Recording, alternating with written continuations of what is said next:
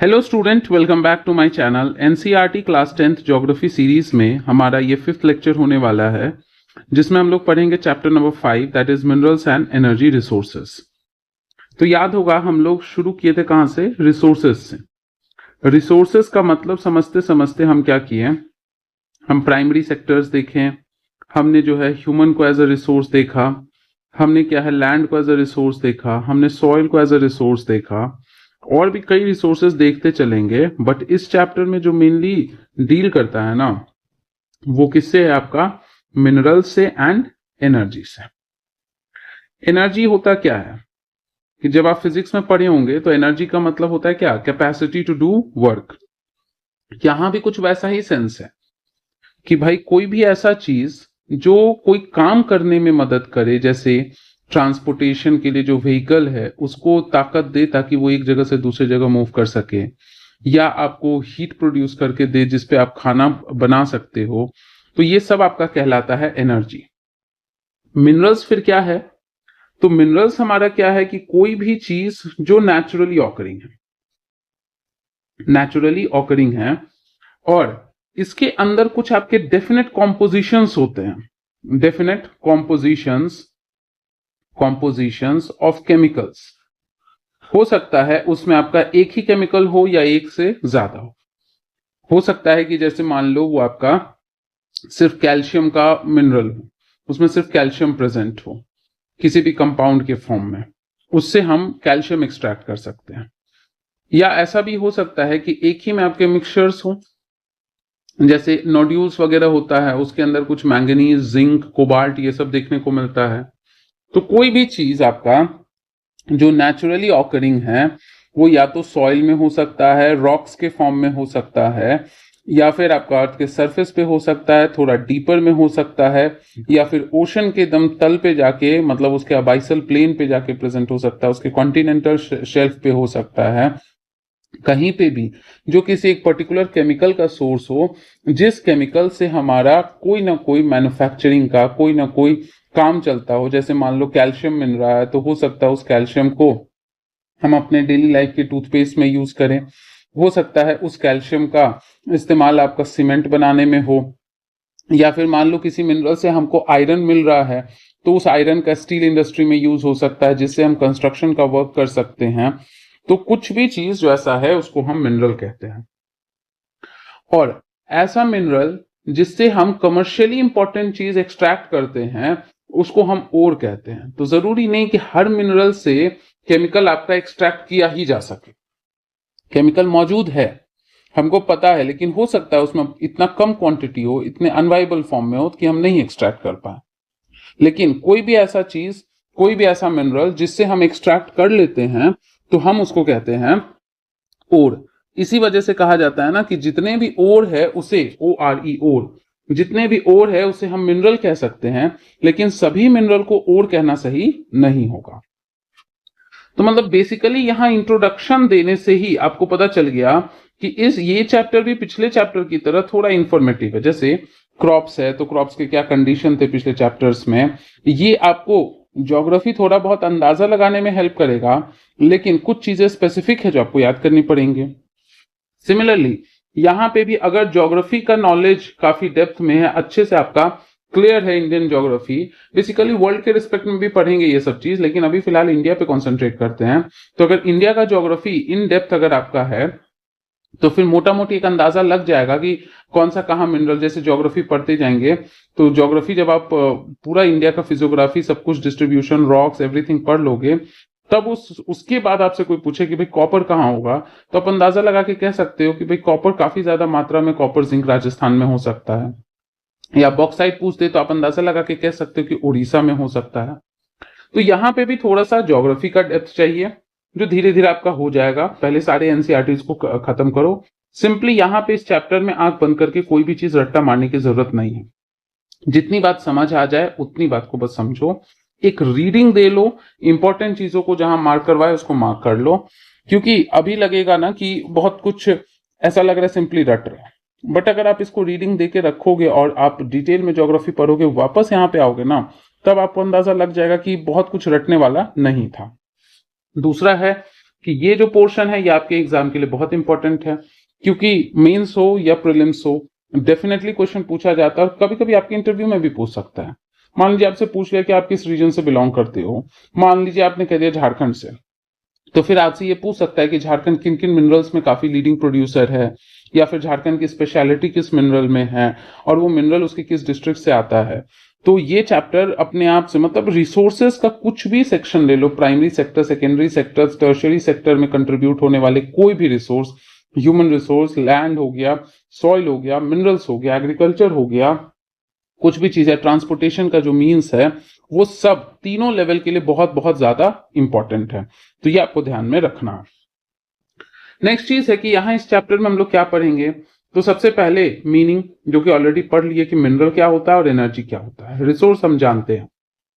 दूसरा चीज यहाँ पे हम लोग क्या करेंगे, तो मिनरल्स को इंडिविजुअली हम लोग पढ़ेंगे, मिनरल्स की पहले क्लासिफिकेशन पढ़ लेंगे एंड कुछ मिनरल्स जैसे आयरन हो गया, मैंगनीज हो गया, कुछ मिनरल्स को हम लोग ब्रीफली पढ़ेंगे, मतलब थोड़ा थोड़ा जानेंगे, क्योंकि क्लास 10th है ना, ये 11th 12th और स्टैंडर्ड बुक्स तक पहुंचेंगे तब जाके आप इसके डेप्थ में समझने की कोशिश करोगे। तीसरा चीज है कि मिनरल समझ लिए तो आप यहाँ पे एनर्जी पढ़ोगे, तो एनर्जी रिसोर्स में भी सेम वही चीज है कि क्लासिफिकेशन एंड देन उसके बाद क्या है कि आप कुछ इंपॉर्टेंट सोर्सेज ऑफ एनर्जी देखोगे।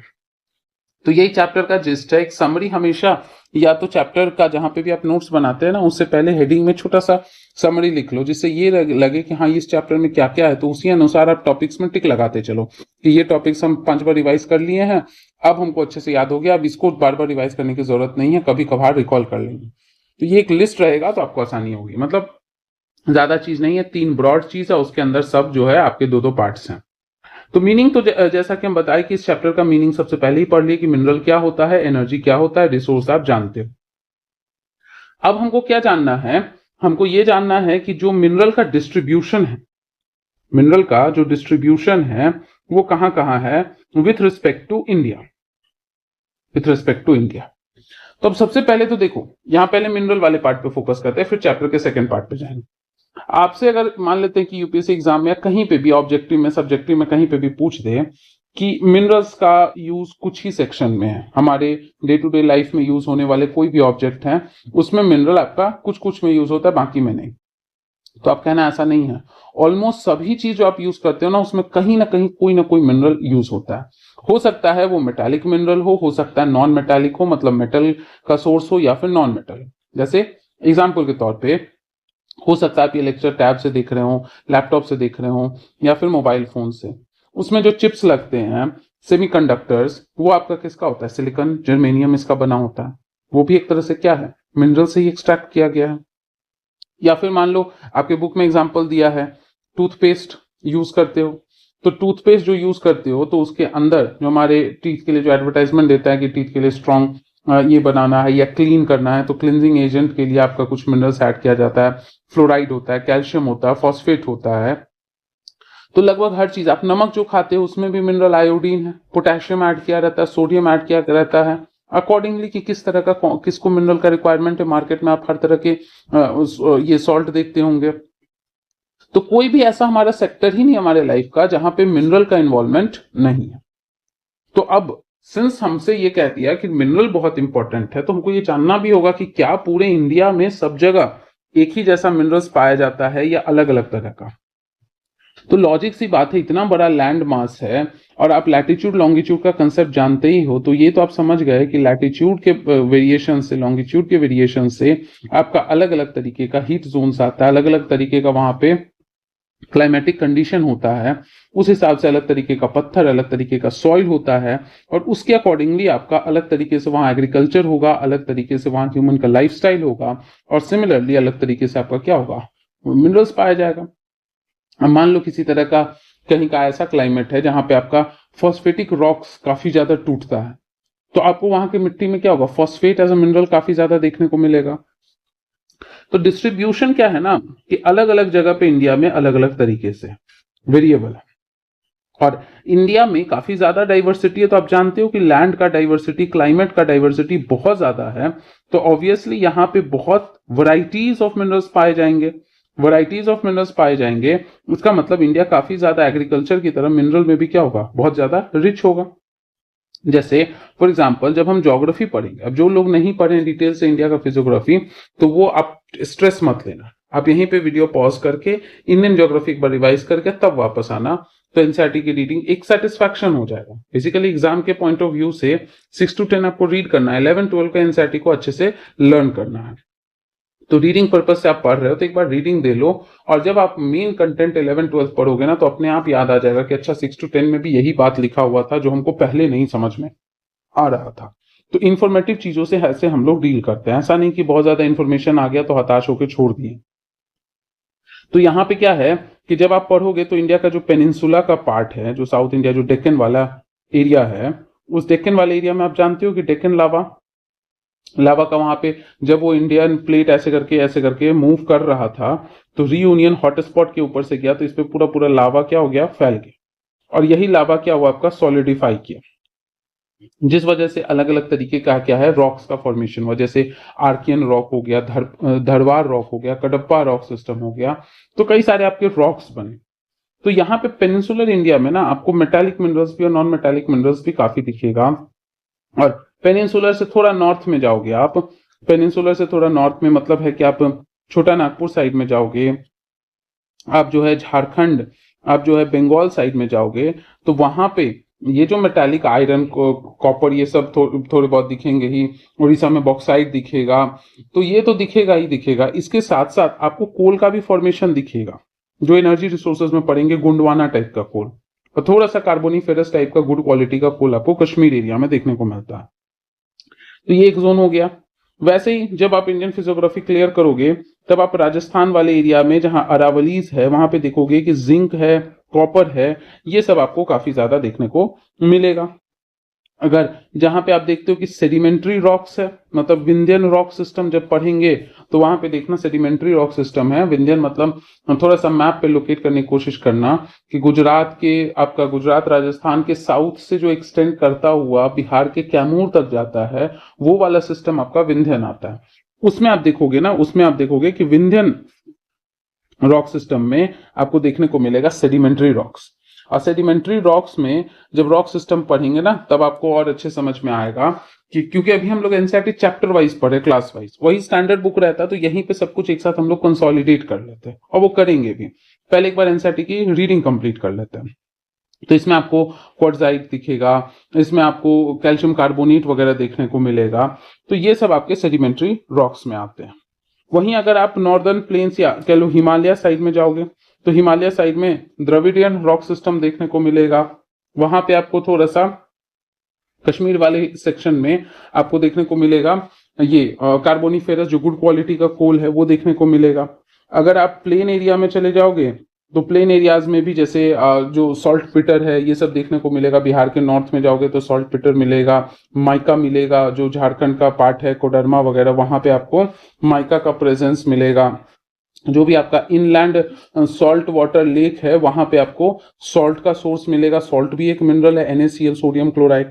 तो ये डिस्ट्रीब्यूशन है। मतलब यहां से कंक्लूजन ये हुआ ना कि इस लेक्चर से आपको यहाँ पे बस यही टेक अवे लेके जाना है कि एग्जैक्टली नहीं याद हो, एक मैप में ना मोटा मोटी पिक्चर बन जाए कि कहाँ कहाँ क्या हो सकता है। तो जब मैप वाला पोर्शन आप कमांड करोगे ना तो ये और होगा। ये सब चैप्टर्स ऐसे हैं ना जिसको बाकी सभी चैप्टर की तुलना में, जैसे मान लो कि जब आप फिजिकल ज्योग्राफी पढ़ रहे हो, वहां कोई चीज कॉन्सेप्ट का है, मान लेते हैं आपका साइक्लोन हो गया, या फिर कि साइक्लोन के बाद आपका टाइड्स वगैरह है कि क्या होता है, tide wave, cyclone, tsunami, earthquake, इन सब में डिफरेंस।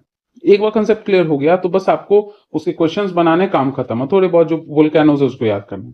लेकिन ये चैप्टर है ना, अगर आप उन चैप्टर्स को 2 बार पढ़े, 4 बार रिवाइज किए तो इसको आप डबल टाइम्स इसको रिवाइज करने का जरूरत बहुत ज्यादा पड़े।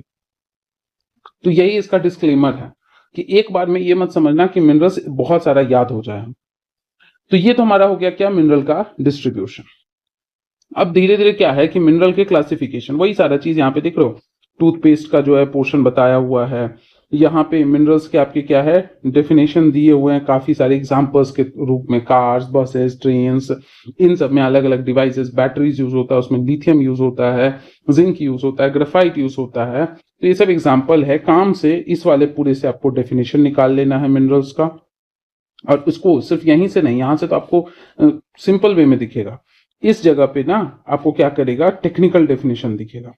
तो बताए थे ना कि मिनरल क्या है, होमोजीनियस नेचुरली ऑकरिंग सब्सटेंस जिसका एक डिफाइंड स्ट्रक्चर है, जिसको लेमैन भाषा में बताए थे कि नेचुरली ऑकरिंग है, उसमें एक डेफिनेट केमिकल आपको देखने को मिलता है। वो केमिकल हो सकता है एक हो या फिर एक से ज्यादा हो, एक यूनिफॉर्मिटी होगा।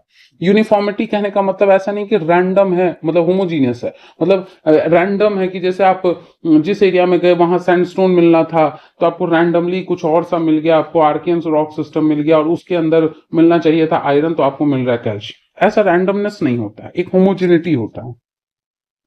अब ये जो आपका क्या है, अब इसके मिनरल्स जो कह रहा है कि नेचर में सबसे हार्डेस्ट से लेके सबसे सॉफ्टेस्ट तक, मतलब सबसे हार्डेस्ट मिनरल डायमंड से लेके सबसे सॉफ्ट टैल्क जो है, जिसके जिसे टैल्कम पाउडर वगैरह में यूज होता है, वहां तक आता है।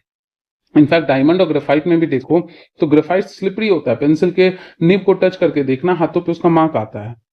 तो अलग अलग, तो कहता है कि ये क्यों इतना वेरीड है, तो वेरीड है वो डिपेंड करता है depending on types of rock, depending on types of rock, किस तरह का रॉक है, कैसा आपका प्रोसेस ऑफ फॉर्मेशन है, उस हिसाब से आपका डिपेंड करता है कि क्या मिनरल का आपका एक टेक्सचर होगा, हार्डनेस होगा, मॉर्फोलॉजी होगा।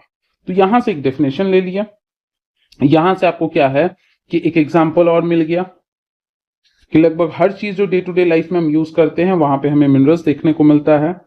यहां से ये मिल गया कि सबको, जो हम शुरू में ही बताए थे ना कि अगर आपसे कह दे कि मिनरल का यूज कुछ ही जगहों पे, तो कहना नहीं, लगभग हर जगह पे है, सभी लिविंग बींग्स को चाहिए, या तो खाने के रूप में लेता है या प्रोडक्ट के रूप में। जैसे नमक का एग्जांपल दिए थे ना, तो उसको खाने के रूप में हम कंज्यूम करते हैं ताकि थायराइड ग्लैंड क्या हो सके, हेल्दी रह सके। या मान लीजिए आपको प्रोडक्ट के रूप में चाहिए कि आपको कंस्ट्रक्शन करना है, उसके लिए आयरन के रॉड्स चाहिए, स्टील के रॉड्स चाहिए, तो वहां पे आगे आपका क्या, एक्सटर्नल यूजेबल फॉर्म में। तो सबको मिनरल चाहिए, हर एक लिविंग बींग को, चाहे कोई भी हो, प्लांट से लेके एनिमल्स से लेके बैक्टीरिया तक। बैक्टीरिया को भी फोटोसिंथेसिस करना है तो उसके अपने क्लोरोफिल के लिए मैग्नीशियम का जरूरत पड़ता है, उसके अपने क्लोरोफिल को सही रखने के लिए नाइट्रोजन का जरूरत पड़ता है। तो यहाँ पे आपका क्या है, वही सब जो है जो बताए थे वही सब लिखा है कि हर एक के पास अपना एक डेफिनेट कॉम्बिनेशन होता है। फिर से वही कह रहा है, उसको मिनरल कहते हैं। मतलब एनसीईआरटी का वही हैबिट, एक जो इसका गंदा हैबिट है कि जो चीज समझ में आ गया उसको 4 बार लिखेंगे, जो थोड़ा कम समझ में आया उसको थोड़ा सा कम लिखेंगे। तो यहाँ पे वही चीज बार बार, मतलब यहाँ तक आपको बेसिकली मिनरल्स के बारे में पूरा जो है ना खंगाल खंगाल के दिमाग में फिट कर दिया कि देखो भाई, कोई चीज यूज कर रहे हो, आपका खा रहे हो, कंज्यूम कर रहे हो, आपके बॉडी में है, आपके सेल्स को तोड़ोगे तो उसके अंदर से पोटेशियम, कैल्शियम, नाइट्रोजन ये सब मिलेगा। ये सब एक तरह से मिनरल है। किसी का यूज होता है आपके डेली प्रोडक्ट्स में, किसी का यूज होता है मशीन्स में, किसी का यूज होता है आपके सेल को हेल्दी रखने के लिए। तो अलग अलग तरीके का यूज है। उसके बाद आपको डिफाइन कर दिया है। अब कह रहा है कि study of mineral by geographers and geologist, ये भी कुछ खास काम का ऐसा है नहीं, बस यही कह रहा है कि जो ज्योग्राफर्स है या फिर जो जियोलॉजिस्ट है, जो अर्थ के सरफेस को स्टडी करते हैं, तो वो अर्थ के केमिकल्स का कॉम्पोजिशन स्टडी करते हैं, ये जानने की कोशिश करते हैं कि इसका क्या एग्जैक्ट कॉम्पोजिशन है, इससे हम क्या एक्सट्रैक्ट कर सकते हैं, और उस एक्सट्रैक्शन से हम ये भी अंदाजा लगाते हैं कि कैसे बना होगा पास्ट में। मतलब पास्ट का जो इवोल्यूशनरी हिस्ट्री पढ़ते हो ना कि कैसे कैसे आपका जो अर्थ है उसका फॉर्मेशन हुआ, उसमें भी कहीं ना कहीं ये बात मदद कर सकता है। अब है कि where are these minerals found, तो बताए थे ना, अभी जस्ट बताए थे, लोकेशन या डिस्ट्रीब्यूशन कह सकते हो। तो अलग अलग जगह पे आपका मिनरल्स जो है फाउंड होता है। अब जैसे देखो कि minerals generally occur in these forms. अब कह रहा है कि किस फॉर्म में, एक तो डिस्ट्रीब्यूशन हम लोग पढ़ लिए कि इंडिया में मोटा मोटी कहाँ कैसे मिलेगा। अब ये आता है कि किस किस रूप में मिलता है। तो अभी जस्ट बताया था ना कि सेडिमेंट्री रॉक के फॉर्म में मिल सकता है, इग्नियस है, मेटामॉर्फिक रॉक में, जैसे फॉर एग्जांपल है कि जस्ट आपका क्या हुआ कि वोल्केनिक इरप्शन हुआ, लावा निकला, और वो लावा जो है ना वो आपका कूल डाउन हो गया अर्थ के सरफेस के ऊपर या सरफेस के नीचे, तो उससे आपका ग्रेनाइट, बसाल्ट, ये सब जो है वो बनता है, तो वो इग्नियस हो गया। उसके अंदर भी आपको मेटालिक, नॉन मेटालिक मिनरल्स देखने को मिल सकते हैं, जैसे आयरन, कॉपर, ये सब हो गया। फिर उसके बाद क्या होता है कि किसी भी पत्थर पे, प्रीवियस क्लासेस में एनसीईआरटी के हम लोग पढ़े थे कि जब भी कोई भी पत्थर है उस पर बहुत ज्यादा हाई टेम्परेचर, हाई प्रेशर लगता है तो वो अपने फॉर्म को बदल देता है, तो उसको हम कहते हैं मेटामॉर्फोसिस, और उस रॉक को कहते हैं मेटामॉर्फोस्ड। तो जैसे ग्रेनाइट है तो ग्रेनाइट नीस में चेंज हो गया, GNEISS। तो ये सब अलग अलग मेटामॉर्फिक रॉक पे ज्यादा प्रेशर लगता है, ज्यादा वो मॉडिफाई होता है तो उसके अंदर हार्डनेस ज्यादा मिलता है, कंस्ट्रक्शन में यूज हो सकता है उसका, बहुत सारे अदर चीजों में जो उसका इस्तेमाल हो सकता है। मान लो ये मेटामॉर्फिक रॉक अंदर गया अर्थ के अंदर, मेंटल तक पहुंचा, पिघल गया और फिर से वो लावा बन के बाहर निकला और वो लावा फिर ठंडा हुआ, तो अब जो रॉक कहलाएगा वो क्या कहलाएगा, इग्नियस रॉक। तो पिछले क्लासेस में रॉक साइकिल पढ़ाए थे, वहां से देख लेना। तो ये एक तरीके से आपको देखने को मिलता है in the forms of veins and larger one are called lodes. तो ये कुछ नहीं, देख रहे हो, वेन क्या होता है, धमनियां जिसे कहते हैं, कि ऐसे अर्थ में जो है ना जहां तहां ऐसे करके क्रैक है, तो उस क्रैक के बीच बीच में जाके लावा कूल डाउन होता है, तो उसको हम क्या कहते हैं, वेन्स। और कहीं पे एक ही जगह बहुत सारा ऐसे जमा हो गया तो उसको हम क्या कहेंगे, लोड्स कहेंगे। उसका सेडिमेंट्री रॉक तो बताए थे, ये आप जान चुके हो, लेयर्स और बेड्स, कि पत्थर टूटा, एक लेयर बना, दूसरा बना, तीसरा बना, चौथा बना, इस बीच में हो सकता है आपको फॉसिल्स भी देखने को मिल जाए। तो ऐसे को हम क्या कहते हैं, सेडिमेंट्री रॉक्स, जिसका भी पता है सैंडस्टोन, क्वार्टजाइट, ये सब क्या होता है, एग्जाम्पल होता है, या जिप्सम हो गया, तो ये सब सेडिमेंट्री में आता है। नेक्स्ट आता है कि जो रेसिड्यूअल मास के रूप में वेदर्ड मटीरियल, जैसे फॉर एग्जाम्पल है कि ये एक रॉक है, इस रॉक का वेदरिंग हो गया, मतलब ये छोटे छोटे टुकड़ों में टूट गया। अब हो सकता है इस रॉक के किसी सेक्शन में फॉस्फेट ज्यादा हो, कैल्शियम ज्यादा हो, अब ये टूट गया है, अब इसमें फॉस्फेट ज्यादा है, यहाँ कैल्शियम ज्यादा है, यहाँ हो सकता है आयरन ज्यादा हो, यहाँ हो सकता है कि आपका सोडियम का पोर्शन हो, या फिर यहाँ हो सकता है एल्यूमिनियम का सोर्स हो, बॉक्साइट हो। तो ये सब जो टूटे हुए पत्थरों का जो रिमेन है उससे भी मिल सकता है। तो ये सब कुछ ऐसा नहीं कि आपको रटना ही है, खुद ही लॉजिक लगाओ ना, कि जैसे ही पहले बताएं कि मिनरल्स क्या होता है, या तो सॉइल में पाया जाता है, तो अर्थ के सरफेस के ऊपर, या तो नीचे, या तो आपका ओशियंस में पाया जाता है, या पत्थर के रूप में पाया जाता है। आप पत्थर ही अगर बोल दिए तो पत्थर किस फॉर्म में हो सकता है, पत्थर हो सकता है टूटेगा तो पूरा टूट गया तो मिट्टी के रूप में कुछ चीजें होगा बिखरा हुआ, या छोटे छोटे टुकड़ों के फॉर्म में होगा। तो अलग अलग रूप में आपका जो है मिनरल्स देखने को मिल सकता है। अब मिनरल्स का क्लासिफिकेशन क्या है, एक होता है मेटालिक। मेटल्स तो आप जानते ही होंगे, मेटल्स क्या होता है, जिसके अंदर good conduction of electricity, heat का कैपेसिटी हो, मैलिएबल हो, डक्टाइल हो, उसको मेटल्स कहते हैं। साइंस में, केमिस्ट्री में, लोअर क्लासेस में आप देख लेना। नॉन मेटल्स हो गया जिसके अंदर मेटल का ऑपोजिट फीचर हो। और एक होता है एनर्जी, जिससे हम किसी ना किसी रूप में या तो उसको जला के प्रोसेस करके हमको कुछ ऐसा फॉर्म ऑफ कह सकते हो कि सेगमेंट मिले जिससे हम कुछ ना कुछ काम कर सकें, कुछ भी काम, तो हम उसी को कहते हैं क्या है, एनर्जी। और जब एनर्जी दे रहा है तो देने वाले एनर्जी को हम क्या बोलेंगे, एनर्जी। मिनरल्स, जिसमें हम लोग कोल, पेट्रोलियम, गैस पढ़ेंगे। मेटालिक में एक फेरस होता है, एक नॉन फेरस होता है, एक प्रेशियस होता है। फेरस मतलब आयरन, आयरन का लैटिन नेम होता है ना फेरम। तो मतलब ऐसा मिनरल जहां से कहीं ना कहीं आयरन मिले, जैसे हेमाटाइट, लिमोनाइट, मैग्नेटाइट, सिडराइट। तो ये सब क्या हो गया, ये आपका फेरस एलिमेंट हो गया, मतलब कहीं ना कहीं आपको ट्रेसेस देखने को मिलेगा। या फिर मैंगनीज, निकल, ये सब भी जिस ओर में पाया जाता है ना, उसमें कहीं ना कहीं कुछ आपका अमाउंट, कुछ ट्रेसेस जो है वो आयरन के देखने को मिलता है। लेकिन जिसमें आयरन बिल्कुल ही ना हो, जैसे बॉक्साइट हो गया, एल्यूमिनियम का जो ओर होता है, या कॉपर का ओर हो गया, या लेड का, टिन का, उसमें आयरन का ट्रेसेस नहीं मिलता है, तो हम उसको कहते हैं नॉन फेरस। अब कुछ ऐसा है जिससे हम एक्सट्रैक्ट करेंगे तो काफी महंगे महंगे ज्वेलरी में, प्रोडक्ट्स में यूज किया जा सकता है, जैसे प्लैटिनम, सिल्वर, गोल्ड, डायमंड। तो ये सब आ जाता है प्रेशियस मिनरल्स में। फिर से आपका नेक्स्ट टाइप आता है कि किस किस फॉर्म में, तो बताए थे ना कि सॉइल के फॉर्म में भी आपको देखने को मिलता है। प्लेसर डिपॉजिट्स जिसे कहते हैं। अब आपसे कोई कहते हैं कि प्लेसर डिपॉजिट्स क्या होता है, तो प्लेसर डिपॉजिट्स ना सिंपली जो एलुवियल फॉर्म में, एलुवियल सॉइल्स के रूप में, मतलब जो ऊपर से पहाड़ों से जो नदी आया था पत्थरों को तोड़ते हुए, जो आपके उस सॉइल के फॉर्म में जो मिनरल्स है वो ला के एक जगह जमा किया, तो वो सब आपका क्या होता है, प्लेसर डिपॉजिट्स होता है। जैसे कहीं कहीं रास्ते में आपका कोई आपका रॉक है, रॉक के साथ जो है उस रॉक के अंदर गोल्ड के डिपोजिशन होंगे, लेकिन नदी के बहाव के प्रेशर की वजह से वो पत्थर टूट गया, उसमें से छोटे छोटे सोने के कण जो है नदी के साथ बह के कहीं दूर डिपॉजिट हो गए। तो ये आपका कहलाता है प्लेसर डिपॉजिट्स। फिर उसके बाद बताए थे ओशन में, यहाँ पे हम लोग ना पॉलीमेटालिक नोड्यूल्स पढ़ेंगे डिटेल में, खास करके पैसिफिक साइड में, इंडियन ओशन में, जहां भी रिसेंट करंट अफेयर में न्यूज में आया था कि हम लोगों ने बहुत सारे इनिशिएटिव लिए हैं बेस को ये डिस्कवर करने का। जैसे आपका जो डेप्थ तक लगभग 6000 मीटर नीचे तक जाके जो है ना ये स्टडी किया जाएगा। उसके साथ साथ जो आप जब जिनका भी ज्योग्राफी ऑप्शनल है वो पढ़ेंगे पैसिफिक ओशन का बॉटम रिलीफ, तो वहां पे आप देखोगे क्लिपर्टन फ्रैक्चर होता है, मोलोकॉय होता है, तो उस सब जगह पे ना छोटे छोटे डिपॉजिट, ये कुछ नहीं है, पॉली मेटालिक नाम से पता चला, नोड्यूल मतलब गांठ जैसा, छोटे छोटे बॉल के जैसा, टेनिस बॉल के जैसा।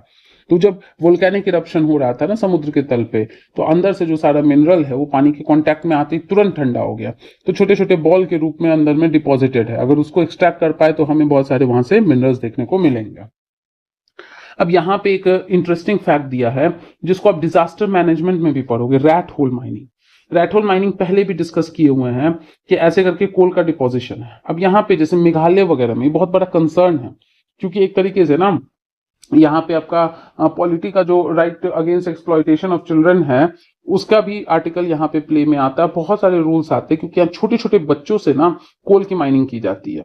बहुत पतला कोल का लेयर है जिस वजह से ना बड़े बड़े डिवाइस से खोद के नहीं निकाला जा सकता है, बहुत ज्यादा कोलैप्स हो जाएगा। तो बच्चों का हाथ छोटा छोटा रहता है, तो उस छोटे छोटे हाथों से क्या होता है ना, अच्छा जैसे चूहा बिल नहीं बनाता है उस तरह से बिल बनाते हुए अंदर की तरफ बच्चों का शरीर, बहुत छोटे छोटे बच्चे 5 साल 8 साल ऐसे बच्चे को अंदर में घुसाया जाता है, छोटे हाथ है वो एक्सट्रैक्ट कर करके निकालते हैं। अब इस वजह से क्या है, सराउंडिंग में पोल्यूशन भी है, रेस्पिरेटरी इश्यूज भी है, मतलब हेल्थ तो खराब है ही, साथ ही साथ इन्वायरमेंट भी खराब है, एंड प्लस ह्यूमैनिटी के अगेंस्ट भी ये क्या है, बहुत बड़ा कंसर्न है। क्योंकि जिस उम्र में बच्चों को पढ़ना चाहिए वहां पे आप ऐसे खतरनाक हजार्डस वर्क में इसको एंगेज करते हो, जिसके लिए नेशनल ग्रीन ट्रिब्यूनल जो है ना, इसने इन सभी एक्टिविटीज को इलीगल भी डिक्लेयर किया है। लेकिन प्रॉब्लम यही है कि यहाँ पे स्टेट सब्जेक्ट के तहत और प्लस यहाँ पे जब आप शेड्यूल एरियाज पढ़ोगे ना इसमें शेड्यूल 5-6 में, तब वहां पे आएगा ना कि उसकी वजह से ना मतलब एक तरह से सेंटर का थोड़ा कंट्रोल उतना अच्छे से हो नहीं पाता है। तो ये तो खैर आपका ऐसा क्यों नहीं हो रहा है ना, इसका आंसर आपको पॉलिटी में जाके मिलेगा, शेड्यूल 5 और 6 को पढ़ोगे तो। अब यहाँ पे वही सारा चीज डिस्ट्रीब्यूशन पूरा लिखा हुआ है कि अनइवनली डिस्ट्रीब्यूटेड है सब कुछ, ये पढ़ा हुआ। माइन का डेफिनेशन दिया है, सभी लोग जानते हैं कि जहां पे मिनरल का डिपोजिशन है, रिजर्व है, जमावड़ा है, उसी को क्या कहते हैं, माइन। जैसे नहीं भी आपको पता है लेकिन आपने सभी ने सुना हो कोल माइन, कोल माइन। तो कोल माइन क्यों कहते हैं, क्योंकि वहां से कोयला निकाल रहे हैं। कोयला क्यों निकाल रहे, क्योंकि वहां पे है जमा, तभी तो वहां से निकाल रहे हैं। तो कुछ चीजें हैं जो नहीं भी बुक डिफाइन करे ना तो आपको समझ में आ जाना चाहिए कि उसका क्या मतलब होगा।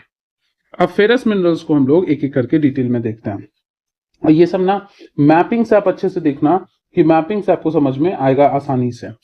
ठीक है, फेरस मतलब आयरन वाला पार्ट जो है, इसमें कुछ कुछ मिनरल पढ़ेंगे। जैसे हम लोग सबसे पहले आयरन ओर पढ़ते हैं। अब इसमें क्या क्या डेटा है ये आप रीड कर लेना, और दूसरी बात है ना, इसको आप हमेशा करंट से अपडेट करोगे। जैसे पिछले में भी बताए थे ना कि क्रॉप्स वगैरह आप पढ़ेंगे तो क्रॉप्स में किस राज्य का क्या स्थान है, कम से कम टॉप 3 एंड बॉटम 3 ध्यान में रखना है, वर्ल्ड में कौन हाईएस्ट लोएस्ट है, ये ध्यान में रखने के लिए आप जिस भी साल एग्जाम दे रहे हो उस साल का आप करंट डेटा से अपडेट करोगे। यहाँ भी वही चीज है। तो यहाँ पे कहाँ कितना % रिजर्व है, कौन ज्यादा प्रोडक्शन करता है, वो सबसे ज्यादा मायने रखता है कि आयरन ओर जो है इसका रिसोर्सेज आपका कहाँ कहाँ है। तो आपको ये याद रखना है कि आयरन का जो ओर होता है ना, वो आपका हेमेटाइट है, मैग्नेटाइट है, लिमोनाइट है एंड सीडेराइट है, जिसमें सबसे बेस्ट जो है ना, मतलब सबसे हाईएस्ट अमाउंट में मैग्नेटाइट है। तो अब यहाँ पे देखते हैं मैप है कि नहीं अपना, इधर में देखो ये वाला जो जोन है ना, ज्योग्राफी थोड़ा और डिटेल में पढ़ेंगे ना तो वहां से और क्लियर हो जाएगा। ये वाला जो जोन है ना, मतलब कह सकते हो आप छोटा नागपुर वाला जो पोर्शन है, और साथ ही साथ जो ये आपका आता है महाराष्ट्र, छत्तीसगढ़, उड़ीसा और मध्य प्रदेश वाला जो जोन है, यहाँ पे काफी ज्यादा आयरन देखने को मिलता है और होना भी चाहिए। देखो कुछ नहीं तो कम से कम ये लॉजिक लगाओ कि आयरन हो गया या बहुत सारे मिनरल्स जो है वो अंदर के लावा से आता है, और लावा का जो पूरा इरप्शन हुआ है वो सबसे ज्यादा डेक्कन वाले एरिया में हुआ है। तो डेफिनेटली यहाँ पे आपको ना इस तरह के मिनरल्स काफी ज्यादा दिखेंगे। तो एक ये जोन हो गया, साथ ही साथ एक जोन आप यहाँ पे याद रखो, गोवा से सटा हुआ महाराष्ट्र का पोर्शन, और एक जोन आप याद रख लो लगभग साउथ कर्नाटका वाला। तो ये सब जोन आपका क्या है, आयरन का। इतना अभी कभी ध्यान में रखो, मैप में अभी साथ में रखो, मैप में प्लॉट करो, क्योंकि ये प्रैक्टिस से ही होगा। तो ये आपका कौन कौन सा पोर्शन हो गया, मयूरभांज, फिर केंदुझार, और ये वाला सुंदरगढ़ वाला गोवा वाला एरिया, गोवा नहीं गोवा यहाँ आता है, रत्नागिरी और गोवा वाला एरिया। तो पहले तो ये आप पहले रीजन ध्यान में रखो, तब प्लेसेस ध्यान में रखना। एक रीजन हो गया छोटा नागपुर वाला side, south Jharkhand, north Orissa and थोड़ा सा वेस्ट हल्का सा आपका ये वेस्ट बंगाल। एक जोन हो गया जिसमें थोड़ा सा, बहुत थोड़ा सा साउथ मध्य प्रदेश, वेस्ट आपका छत्तीसगढ़ एंड ईस्ट आपका महाराष्ट्र, हल्का सा आपका नॉर्थ तेलंगाना। एक आता है जो वेस्ट आपका साउथ वेस्ट कह सकते हो, ये आ गया महाराष्ट्र और गोवा का पोर्शन, और एक आता है साउथ कर्नाटका एंड थोड़ा सा साउथ वेस्ट आंध्रा। ये जोन है, यहाँ पे आपको ध्यान में रखना है। तो आपको इस चैप्टर से क्या लेके जाना है, ओर का नेम कि मिनरल किस ओर में आता है एंड प्लस मैप पे लोकेशन। इससे ज्यादा इस चैप्टर में भी कुछ नहीं करना है, बाकी हाईएस्ट लोएस्ट आप ये करंट डेटा से अपडेट करते रहना। यहाँ पे देखो वही चीज है, उड़ीसा झारखंड बेल्ट, दुर्ग बस्तर चंद्रपुर बेल्ट, वही छत्तीसगढ़ मध्य प्रदेश, छत्तीसगढ़ महाराष्ट्र एंड तेलंगाना वाला जो जोन है, बेल्लारी चित्रदुर्ग चिकमंगलुरु एंड तुमाकेरू बेल्ट, ये आपका कौन सा है, कर्नाटका, महाराष्ट्र गोवा बेल्ट। तो 1 2 3 4 4 बेल्ट हो गया, एकदम अभी कभी ध्यान में रखना है, सिर्फ बेल्ट इंडिविजुअली छोड़ दो। मैंगनीज की बात करें तो मैंगनीज में कुछ इंपॉर्टेंट चीजें ध्यान में रख लो कि आपका स्टील वगैरह में यूज होता है। फेरो मैंगनीज अलॉय में 10 kg मैंगनीज जरूरत होता है 1 टन स्टील बनाने में, ये फैक्ट है, किसी एक ऑप्शन में दे सकता है। अब उसके बाद है ये, इसको आप करंट के डेटा से अपडेट करोगे, क्योंकि देखो यहाँ पे कौन सा डेटा है, 18-19 वाला। उसके बाद नॉन फेरस मेटल जिसे copper, bauxite, lead, zinc, gold ये सब मिलेगा। तो खैर ये तो आपका प्रेशियस में भी आ जाता है, प्रेशियस में भी यहाँ पे भी देखो कुछ कुछ मैंगनीज, बॉक्साइट और माइका, थोड़ा थोड़ा नोट करते रहो। देखना माइका आप डेफिनेटली झारखंड में कहीं और देखो ना, देखो आप झारखंड और आंध्रा में पक्का देखोगे। तो देखो यहाँ पे है ना माइका, एक और एक अभी के भी याद कर लो, वैसे आपको कई जगह दिख रहा है लेकिन 2 अभी याद रख लो। उसके अलावा गया दिख रहा है, उसके अलावा आपको बेवर दिख रहा है, उसके अलावा आपको अजमेर दिख रहा है, ये आपका माइका का पोर्शन है। साथ ही साथ मैंगनीज, तो देखना आयरन का भाई मैंगनीज है, आयरन का भाई मैंगनीज। ज्यादातर केस में ये एक लॉजिकल ट्रिक भी समझ सकते हो कि जहां जहां आयरन मिलेगा ना उसी के आसपास, बहुत दूर नहीं उसके आसपास आपको मैंगनीज मिलेगा। जैसे देखो यहाँ पे इस बेल्ट में आयरन दिख रहा है, बगल में देखो ये मैंगनीज है। उसके अलावा क्या है, यहाँ देखो इस बेल्ट में आयरन दिख रहा है, उसके बगल में क्या है, मैंगनीज है, उसके बगल में क्या है, मैंगनीज है। यहाँ पे आयरन दिख रहा है, इसके बगल में क्या है, देखो मैंगनीज, बालाघाट, नागपुर, ये सब हो गया। तो ये चीज आपको ध्यान में रखना है। बॉक्साइट के लिए कुछ नहीं तो आप उड़ीसा जरूर याद रखिए, उड़ीसा में आपको बॉक्साइट दिखेगा, देखो कोरापुट ये दिखा। इसके अलावा जो है छत्तीसगढ़, मध्य प्रदेश, ये सब ध्यान में रखो, लेकिन कुछ नहीं तो कम से कम अभी के लेक्चर से आप उड़ीसा को माइंड में रख लीजिए। कॉपर की बात करें तो कॉपर के लिए अब देखो, कॉपर के लिए जरा सा अपने घर में जो डिवाइसेस है, जैसे मिक्सर ग्राइंडर जब आप खोलोगे या कभी फैन खुलता है, उन सब में देखते हो कॉइल लगा होता है, तो ये अच्छा कंडक्टर है। तो देखना वायर वगैरह बनाने में इसका बहुत इस्तेमाल होता है, इलेक्ट्रिसिटी कंडक्ट करने में हेल्प करता है, या कहीं पे भी हीट कंडक्ट करने का काम हो तो कॉपर यूज होता है। कॉपर के लिए कुछ नहीं तो अभी के लिए आप राजस्थान स्टेट सिर्फ याद करो, लेवल वाइज चलो। अगर आप रिपीटर्स हो, आप बहुत सारी चीज पढ़ चुके तब तो कोई बात नहीं, एक साथ सब याद कर सकते हो। लेकिन अगर आप बहुत फाउंडेशन बिल्ड कर रहे हैं ना, तो पहले तो आप 1-2 स्टेट याद रखो, फिर दूसरे रिवीजन में और स्टेट्स ऐड करना, फिर तीसरे रिवीजन में आप उस स्टेट में स्पेशल डिस्ट्रिक्ट्स ऐड करना, तब चौथे रिवीजन में ना सबको एक साथ मिला के पढ़ना, तब धीरे धीरे ना माइंड में सेट होगा। बॉक्साइट में कुछ नहीं तो उड़ीसा, बॉक्साइट कहते हैं तो इसका मतलब इससे एल्यूमिनियम, और एल्यूमिनियम का क्या यूज है आप जानते हो, एल्यूमिनियम फॉइल आप सुने होंगे, या फिर आपका एल्यूमिनियम का जो है पहले बर्तन बहुत फेमस था, अभी भी बर्तन बनाया जाता है जो कि हेल्थ के लिए बढ़िया नहीं है। एल्यूमिनियम के वायर्स बनाए जाते हैं लैब में एक्सपेरिमेंट्स वगैरह करने के लिए। एल्यूमिनियम का आजकल जो है सो दरवाजा खिड़की का जो फ्रेम है ना, जो आप खिड़की जो आप देखते हो स्लाइडिंग डोर या ये आता है, उसमें यूज होता है। तो कई सारा आपका इसका यूज है। अब इसमें भी अगेन इसको भी अपडेट करना है, कौन से, करंट के डेटा से, क्योंकि ये देखिए 18-19 का आपका दिया हुआ है। तो ये सब आपको यहाँ से अपडेट करते चलना है। देखो ये यहाँ पे इंटरेस्टिंग फैक्ट दिया हुआ है, वही सारा चीज दिया है कि कैसे डिस्कवरी हुआ था। नेपोलियन 3 जो है ये आपका बटन और हुक्स जो है अपने कपड़े में एल्यूमिनियम का ही पहनता था, क्योंकि थोड़ा उस समय स्ट्रांग था, बर्तन भी बनाए जाते थे। तो पहले तो लोग यूज किए, बाद में पता चला इससे हेल्थ खराब होता है। तो अंग्रेज लोग जो है ना अपने कॉलोनीज में लेबर्स को, या जो लोग नहीं समझ रहे ना उनको बीमार करने के लिए ये इसका इस्तेमाल करते थे, ताकि उसका एक्सप्लॉइट किया जा सके एज अ लेबर। तो ये सब यूज होता था। माइका, तो माइका में आपको क्या है कि माइका इसका यूज होता है ना इलेक्ट्रिकल डिवाइसेस में, इलेक्ट्रिकल डिवाइसेस में, एक पॉइंट ये याद रखो। और एक याद रखो, आंध्र प्रदेश, राजस्थान और झारखंड, ये 3 स्टेट माइका के लिए आप बिल्कुल याद रखिए। इसके अलावा गया में भी है, बट अभी फिलहाल के लिए माइका के लिए ये 3 चीज आप याद में रखो। अलग अलग कलर्स के होते हैं, अलग अलग तरीके का, कहीं पे शाइन करता है, कहीं पे जैसे कोडरमा की घाटी से आप क्रॉस करोगे ना, स्पेशली जब सनसेट का टाइम होता है, तो अब देखना कि काफी उस वैली से ना कुछ शाइनी शाइनी चीज दिखता है, तो वहां पे वो माइका का प्रेजेंस होता है। तो ये चीज यहाँ पे आपको ध्यान में रख लेना है। इसके बाद आता है आपका लाइमस्टोन। तो देखो भाई, लाइमस्टोन का काफी इस्तेमाल होता है कंस्ट्रक्शन में, सीमेंट वगैरह बनाने में। इसके साथ साथ क्या है कि जिप्सम वगैरह बनाने में इसका यूज होता है कंस्ट्रक्शन एक्टिविटीज में। और लाइमस्टोन के लिए आप याद रखिए कि जहां जहां विंध्यन रॉक सिस्टम का डिस्ट्रीब्यूशन होगा, चित्तौड़गढ़ से लेके कैमूर के पहाड़ तक, जो बिहार के आपका नॉर्थ वेस्ट वाले पोर्शन, साउथ वेस्ट वाले पोर्शन में आता है, सॉरी, वहां तक ये आपका लाइमस्टोन मिलने का प्रोबेबिलिटी है। तभी आप देखना ना, जैसे बिहार में आपका जो ये डालमिया सीमेंट फैक्ट्री था, ये आपका कहाँ था, रोहतास, कैमूर, ये सब इलाके में, क्योंकि रोहतास कैमूर सब में किसका है, एक्सटेंशन है विंध्यान रॉक सिस्टम का। अगेन ये 2018-19 का डेटा है, इसको आप अपडेट करेंगे कहां से, करंट के डेटा से। जिस भी साल, ईयर ऑफ एग्जाम, जिस भी साल आप एग्जाम दे रहे हैं उस साल के आप करंट के डेटा से इसको अपडेट करेंगे। इसके बाद आपका क्या है कि हजार्ड्स ऑफ माइनिंग है। अब ये छोड़ दो, ये क्या है आपको उससे नहीं समझना है। खुद ही सोचो, आप किसी भी चीज को, जो मिट्टी है, कोई परत को आप खोदोगे, उसके डेप्थ तक जाओगे, या ऊपर से ही, मान लो सबसे ऊपर में भी है, तब भी वो ऊपर से एक्सट्रैक्ट करके उठा के आप अपने कंटेनर में रखोगे, इसका मतलब उस एरिया में क्या फैलेगा, डस्ट होगा। डस्ट से उस एरिया में क्या होगा, पोल्यूशन होगा। प्लस डस्ट से उस एरिया का विजिबिलिटी रिड्यूस होगा। जितना ज्यादा डस्ट होगा विजिबिलिटी कम होगा, यानी ट्रांसपोर्ट में दिक्कत होगा। डस्ट है तो ये हमारे रेस्पिरेटरी सिस्टम को खराब करेगा। डस्ट है ये हमारे स्किन को खराब करेगा, मतलब हेल्थ इश्यूज आ जाएगा। साथ ही साथ अब मान लो कोई चीज डेप्थ में है, तो आप उसको यहाँ पे, सॉरी, आप इसको जो है कह सकते हो कि माइन कर रहे हो, तो उस एरिया का क्या हो सकता है, कोलैप्स। जैसे झरिया का एग्जांपल देख लेना कि डेप्थ से कोयला निकालने के चक्कर में क्या हो रहा है कि हम खोदते खोदते अंदर तक चले गए हैं।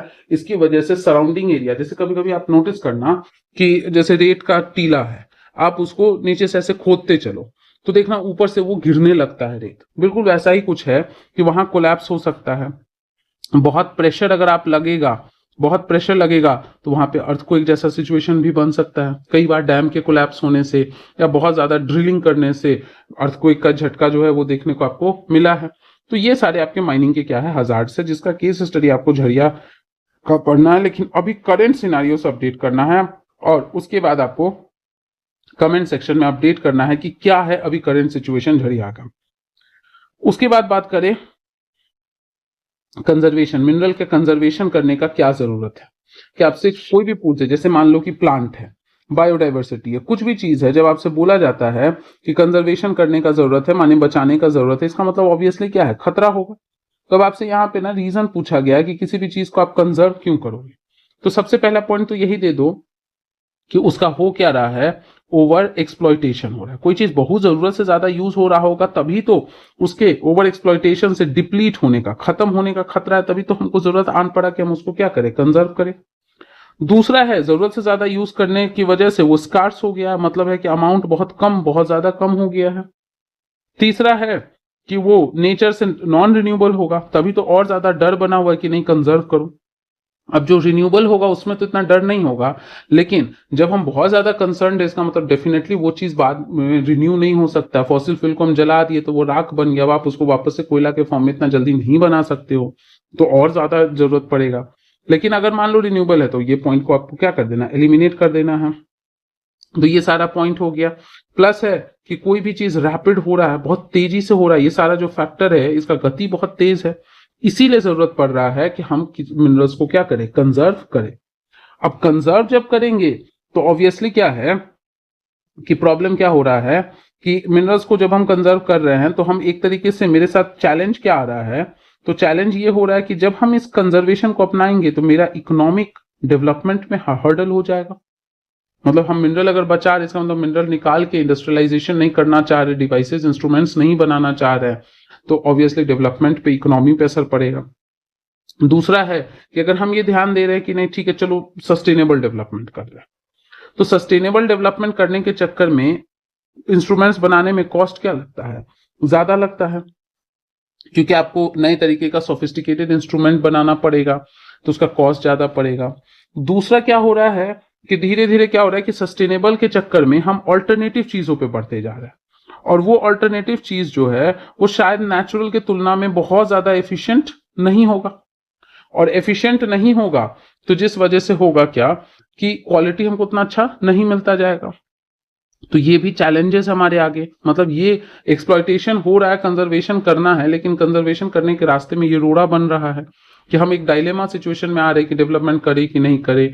अगर करे तो सस्टेनेबल करो, सस्टेनेबल करो तो फिर आपको नया रास्ता अपनाना पड़ेगा, उसके लिए कॉस्ट ज्यादा लगेगा, उसके लिए जो आप दूसरा हो सकता है ऑल्टरनेटिव ढूंढो तो वो शायद उतना अच्छे से काम ना करे। तो उसके लिए आपको क्या करना होगा ना कि कुछ सोल्यूशन इजाद करना पड़ेगा। सोल्यूशन, अब ये जो सोल्यूशन है, ये सोल्यूशन ये हो सकता है कि क्यों ना गवर्नमेंट क्या करे, अपनी तरफ से सब्सिडी दे कि डिवाइसेस वगैरह जो यूज कर रहा है वो सस्ते में दे दे, उसको कॉस्ट कम पड़ेगा, कॉस्ट कम पड़ेगा तो फिर आगे का प्रोसेस क्या हो सकता है, सस्ता हो सकता है। जो ऑल्टरनेटिव है उस ऑल्टरनेटिव को पायलट प्रोजेक्ट के तौर पे इस्तेमाल करें, मतलब कि डेवलप तो हो गया ऑल्टरनेटिव, अब इसको हम ऐसा करते छोटे छोटे लेवल पे इस्तेमाल करके देखते कि क्या रिजल्ट आता है। कि जैसे मान लो क्या है कि पहले फ्यूल्स यूज करते थे हम लोग, ये लकड़ी सब, अब मान लो बायोगैस डेवलप किया, तो बायोगैस में ये ध्यान में रखो कि पहले छोटे लेवल पे देख लेते हैं कि क्या एफिशिएंसी है, उसके अकॉर्डिंगली हम बायोगैस और फॉसिल फ्यूल में बैलेंस रखेंगे। तो ये काम हम लोग कर सकते हैं। प्लस है कि लोगों के अंदर अवेयरनेस फैला सकते हैं कि कैसे यूजलेस कंजम्पशन को हम क्या कर सकते हैं, कम कर सकते हैं। तो ये सारा काम हम कर सकते हैं, ये हमारा क्या है, सोल्यूशन। इसके अलावा क्या है कि एक और काम हो सकता है कि गवर्नमेंट अलग अलग तरीके की पॉलिसीज डेवलप कर सकती है।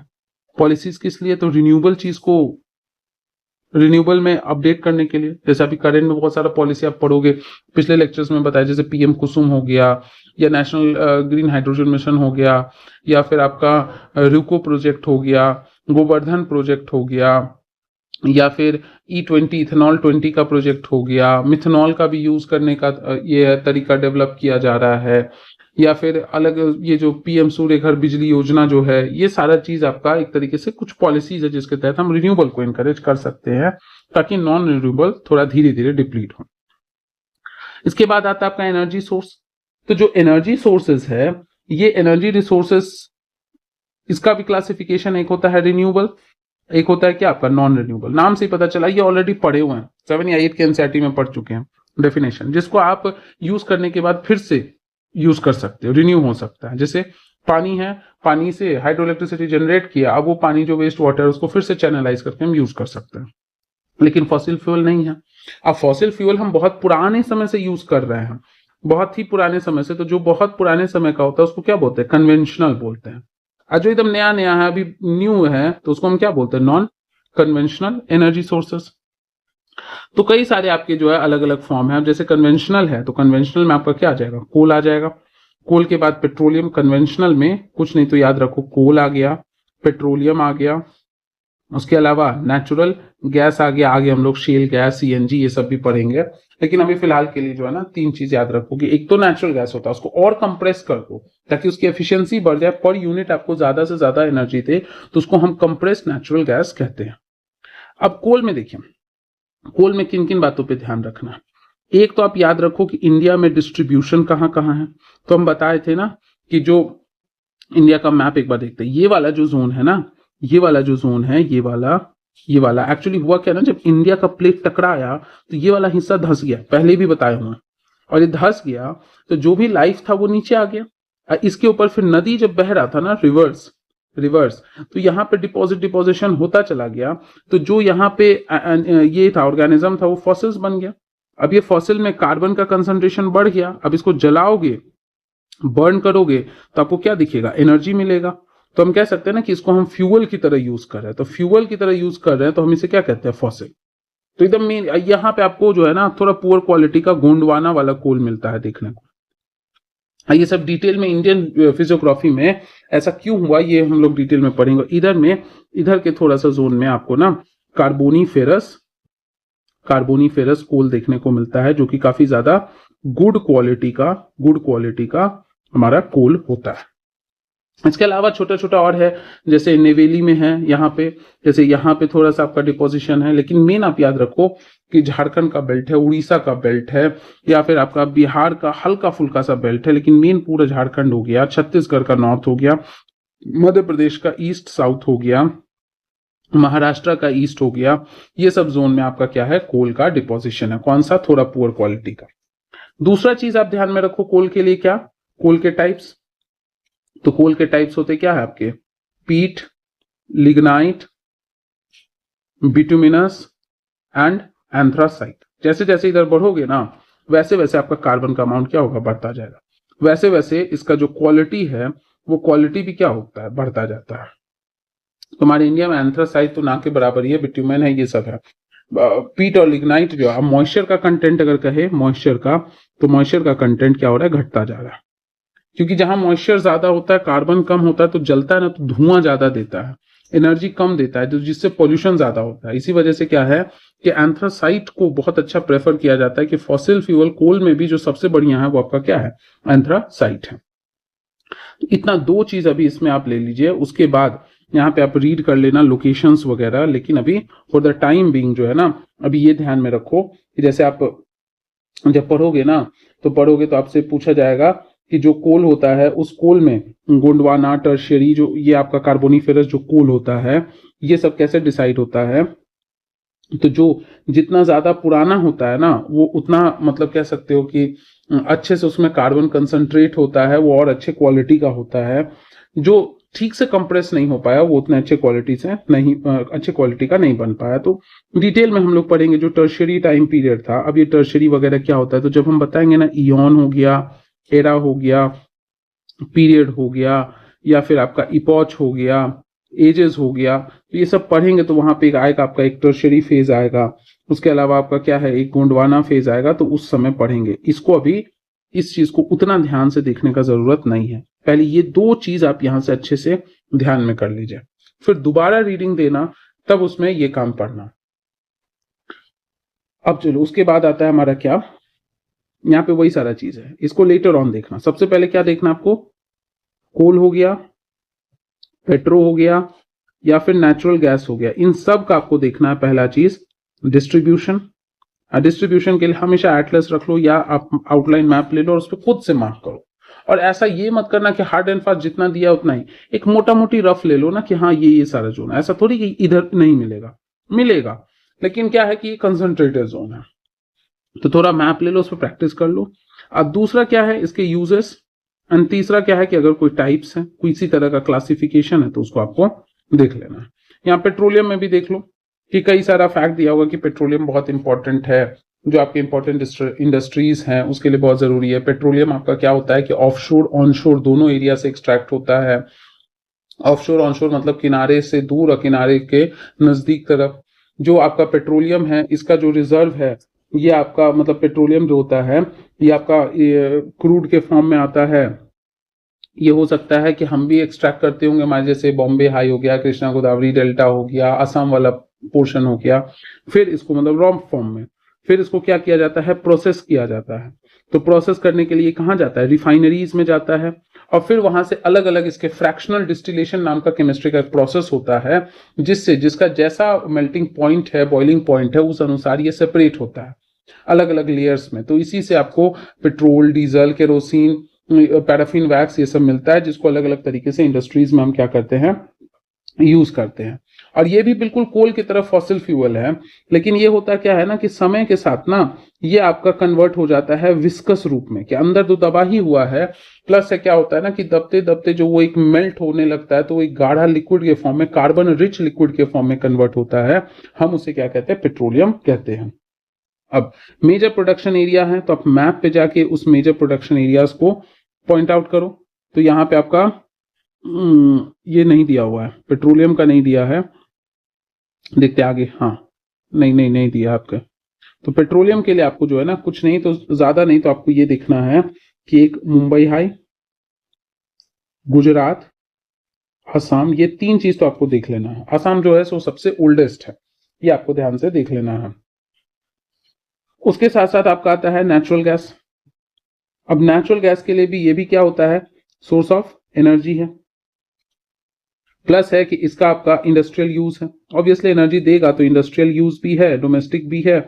इसको हम कंप्रेस करके सीएनजी के फॉर्म में व्हीकल्स में भी यूज कर सकते हैं, और घर में भी और इंडस्ट्रीज में भी इसका इस्तेमाल कर सकते हैं। पावर जनरेशन में भी इसका इस्तेमाल हो सकता है, क्योंकि एनर्जी देता है, उस एनर्जी को और हम इलेक्ट्रिसिटी के फॉर्म में क्या कर सकते हैं, कन्वर्ट कर सकते हैं। तो ये सब आपका क्या होता है। इसके अलावा क्या होता है, अलग अलग प्रोडक्ट्स बनाने में भी, जैसे प्लास्टिक्स वगैरह, रबर, थर्मोकोल, इन सब में भी इसका पेट्रोलियम के प्रोडक्ट्स का कहीं ना कहीं यूज होता है। जहां जहां पे भी, जिन भी रॉक्स में, जिन भी डिप्रेशंस में आपको पेट्रोलियम देखने को मिलता है, उसी जगह पे आपको नेचुरल गैस भी देखने को मिलेगा। तो ये आपको इतना बात यहाँ पे ध्यान में रखना है, और मैप लेके प्लॉट करो कि ये यहाँ पे जो हजीरा विजयपुर जगदीशपुर जो 1700 किलोमीटर का लाइन है, गेल ने जो है उसको बिछाया है, ये मुंबई से लेके बसीन तक जो है, बसीन गैस फील्ड्स तक कनेक्ट करता है। इसके अलावा क्या है कि वो जो ओवरऑल इंडिया में आपका लगभग 18,500 किलोमीटर क्रॉस कंट्री पाइपलाइन है, एक से दूसरे कंट्री के बीच में, 1700 से लेके 18,500 तक। ये अब आपका यहां तक पहुंचाना है। तो खैर ये डेटा आपको नहीं याद रखना है, ये याद रखना है कि गैस को हम किसके थ्रू पहुंचाते हैं, पाइपलाइन। एक सिंपल क्वेश्चन बन सकता है कि natural gas can be directly used only, तो कहना नहीं, उसको आप डायरेक्टली चाहो तो उसी सोर्स पे यूज कर सकते हो, नहीं तो पाइपलाइन के फॉर्म में। आप बहुत सारे पाइपलाइन पढ़ने, यहाँ तो एक ही दिया एचबीजे।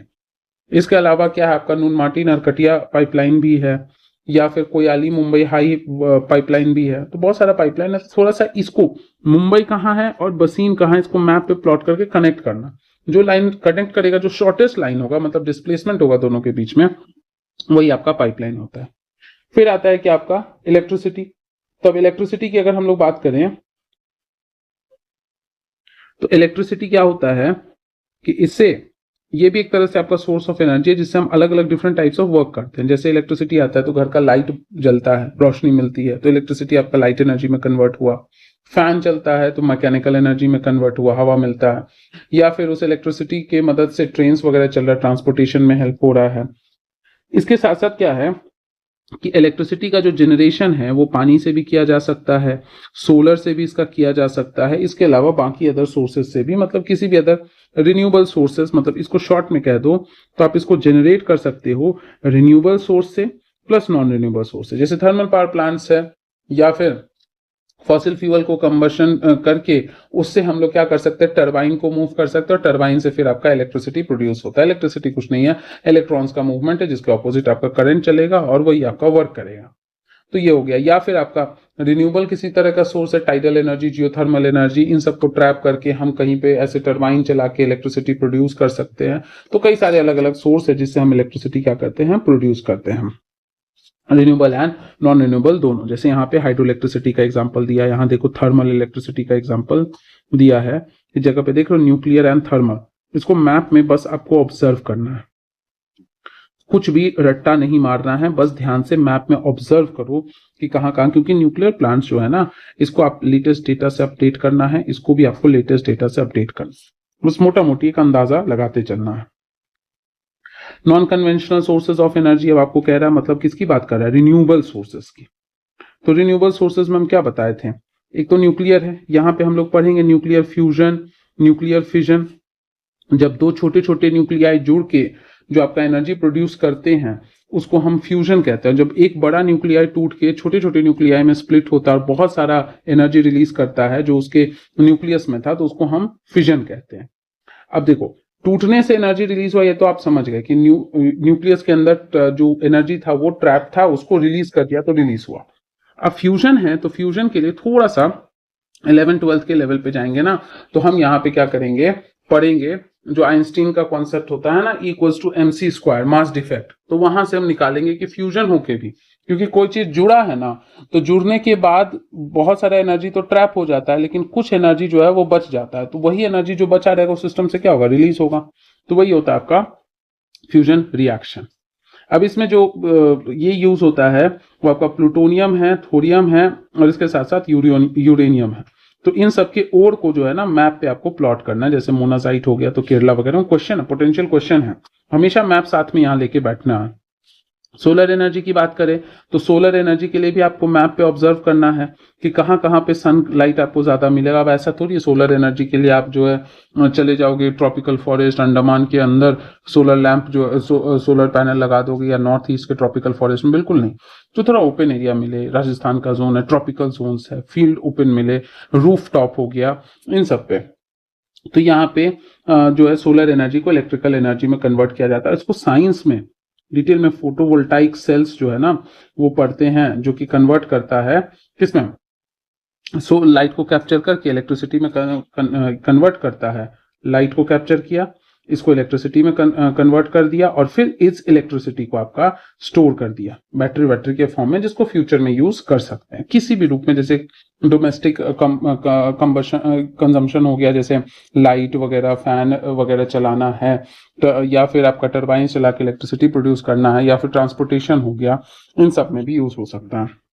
बायोगैस, बायोगैस सिंपली है जब भी कुछ लिविंग जो ये है रिमेन्स है, लिविंग रिमेन्स है, इसको जब हम एनारोबिकली डिकम्पोज करते हैं तो फिर इससे आपका क्या होता है, एनारोबिकली डिकम्पोज करते हैं तो इससे आपका बायोगैस प्रोड्यूस होता है, जिसमें क्या होता है, मीथेन होता है, जिसमें हाइड्रोजन सल्फाइड होता है, हाइड्रोजन होता है।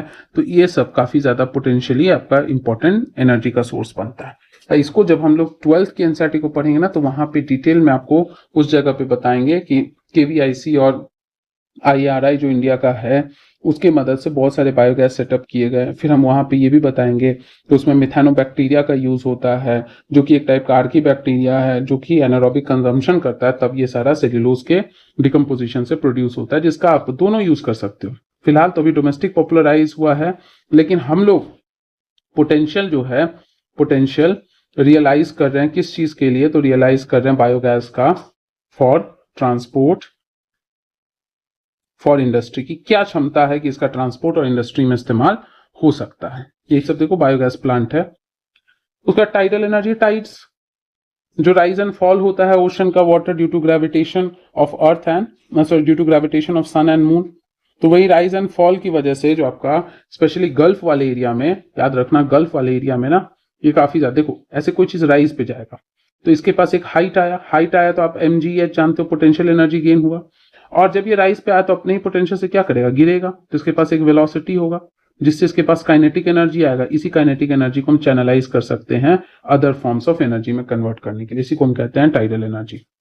जियोथर्मल, जियो मतलब अर्थ होता है, अर्थ, थर्मल मतलब हीट, अर्थ की जो हीट है, मतलब अर्थ का जो मैग्मा जो हीट प्रोड्यूस करता है, उस हीट को हम चैनलाइज करते हैं कुछ अदर फॉर्म्स में कन्वर्ट करने के लिए, तो उसको हम कहते हैं geothermal energy.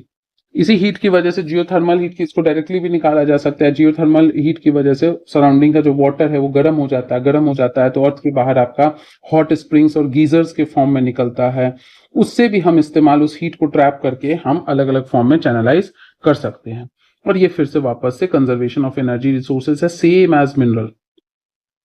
As mineral topic आपको ध्यान में रखना है।